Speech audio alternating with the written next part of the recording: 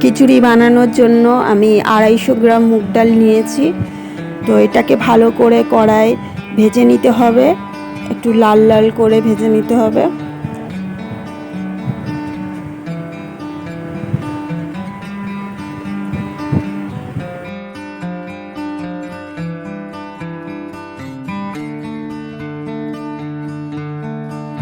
গোবিন্দভোগ চাল 250 গ্রাম নিয়েছি, যেহেতু আমি মুগ ডালও 250 গ্রাম নিয়েছি। এরপর এটাকে ভালো করে আমি ধুয়ে নেবো, তার জন্য জল অ্যাড করছি। তো এটা ভালো করে ধুয়ে নিতে হবে।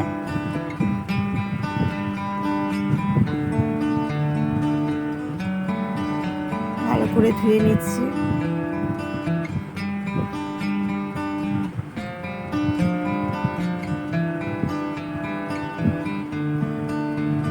ধোয়া কমপ্লিট হয়ে গেছে। বড় বড় সাইজের আলু কেটে রেখেছি, ফুলকপি আছে আর টমেটো আছে। এরপর আমি কড়া বসিয়ে নিয়েছি গ্যাসে, তার মধ্যে তেল দিয়ে দিয়েছি, সর্ষের তেল।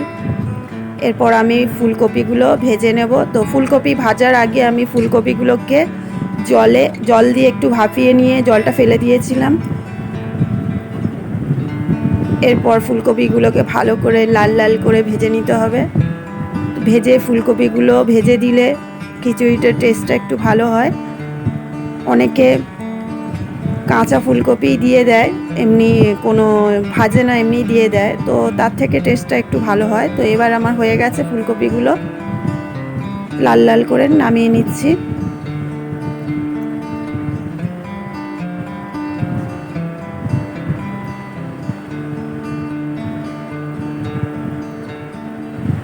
এরপর কেটে রাখা আলুগুলো আমি দিয়ে দেবো, আলুগুলোকেও ভেজে নেবো ভালো করে। তো আলুগুলো দিয়ে দিচ্ছি কড়াতে, ওই ফুলকপি ভাজার তেলেতেই। আমার গলাটা বসে গেছে, আমার শরীরটা তো ভালো নেই, আমার খুব ঠান্ডা লেগেছে, জ্বর, তাও আমি ব্লগটা করছি।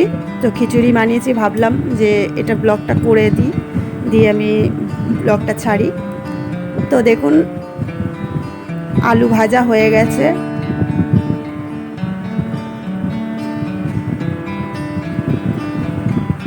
তো আলুটা নামিয়ে নিচ্ছি আমি।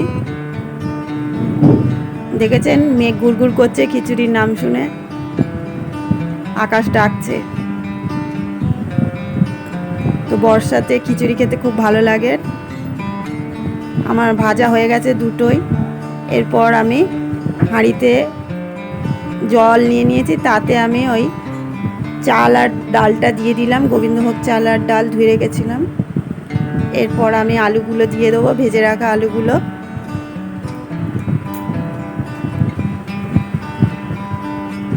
ফুলকপি কাঁচা লঙ্কা দিয়ে দিলাম আমি। তো ফুলকপিগুলো এখন দেব না, ওগুলো পরে দেব। তো আমি ঢাকা লাগিয়ে দিচ্ছি। এরপর আমি জিরে আর আদাকে শিলে বেটে নিচ্ছি মশলার জন্য। মশলার জন্য লাগছে ফোড়নের জন্য গোটা জিরে, গোটা গরম মশলা, আদা জিরে বাটা। এবার আমি গোটা গরম মশলাটা ফোড়ন দিয়ে দিচ্ছি ওই ভেজে রাখা তেলের মধ্যে, আলু আর ফুলকপি ভেজে রাখা তেলটা ছিল যেটা। তারপর জিরে অ্যাড করলাম, জিরেটাও ফোড়ন দিয়ে দিলাম। এরপর মশলা করে রেখেছিলাম, আদা আর জিরেটা বেটে রেখেছিলাম, সেটাও আমি অ্যাড করে দিলাম। এটাকে ভালো করে কষিয়ে নিতে হবে তেলের মধ্যে।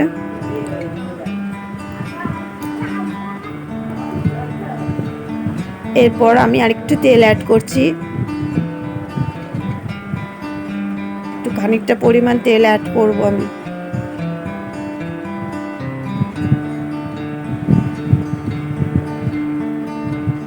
এর মধ্যে আমি একটু তেজপাতা দিয়ে দেবো, তেজপাতাটাও একটু নেড়ে চেড়ে নেব ভালো করে। তো আপনারা আগেও দিতে পারেন, পরেও দিতে পারেন।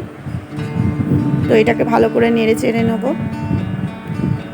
এটা কষানো হয়ে গেছে প্রায়। এবার আমি দেখুন হাঁড়িতে ফুটে গেছে সমস্ত চাল, এর মধ্যে আমি মশলাটা অ্যাড করে দিচ্ছি।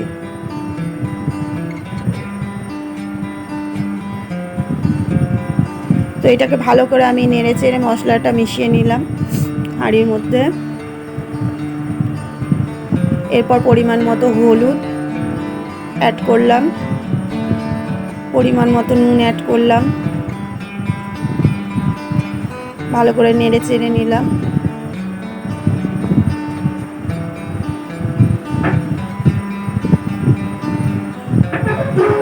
এরপর আমি প্রায় অর্ধেকটা হয়ে গেছে টমেটো আমি অ্যাড করছি, প্রায় সিদ্ধ হয়েই গেছে ডাল চাল। তারপর আমি ফুলকপিটা অ্যাড করছি, না হলে ফুলকপিটা গলে যাবে। আগে যদি আমি ফুলকপি দিয়ে দিতাম তো ফুলকপি পুরো ঘেটে যেত খিচুড়িতে, কিছুই পাওয়া যেত না ফুলকপি। তো অর্ধেক হয়ে যাওয়ার পর এরপর আমি চিনিটাও স্বাদ মতো অ্যাড করলাম।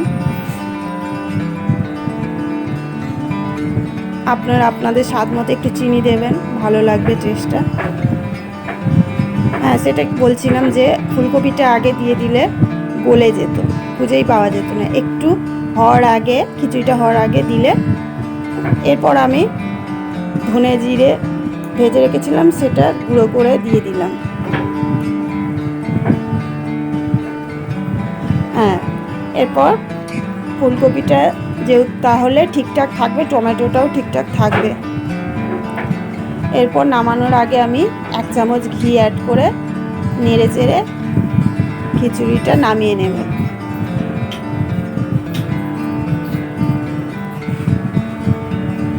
খিচুড়ি কমপ্লিট হয়ে গেছে, এবার আমি এটাকে নামিয়ে নেব।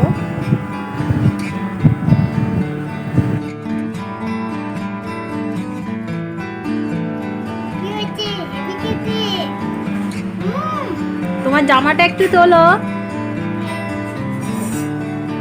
ক্যামেরাটা তো নড়েই যাচ্ছে।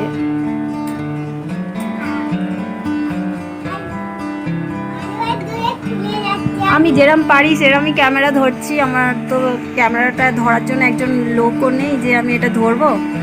ধরে রান্নাবান্নাগুলো আমি সব নিজেই একাই ধরে রান্নাগুলো দেখিয়েছি। তো একটু ভিডিওটা হয়তো একটু মানে ঠিক হয়নি, তো তবুও আমি একা একাই করেছি। তো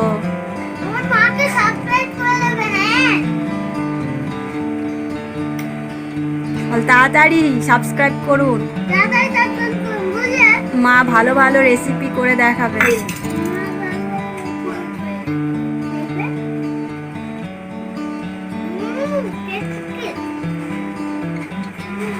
মনুর ঠাম্মা মনুকে বড়া দিয়ে গেছে।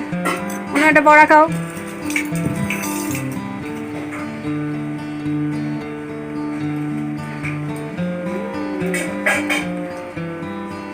এখানে ভিডিওটা শেষ করছি, বাই।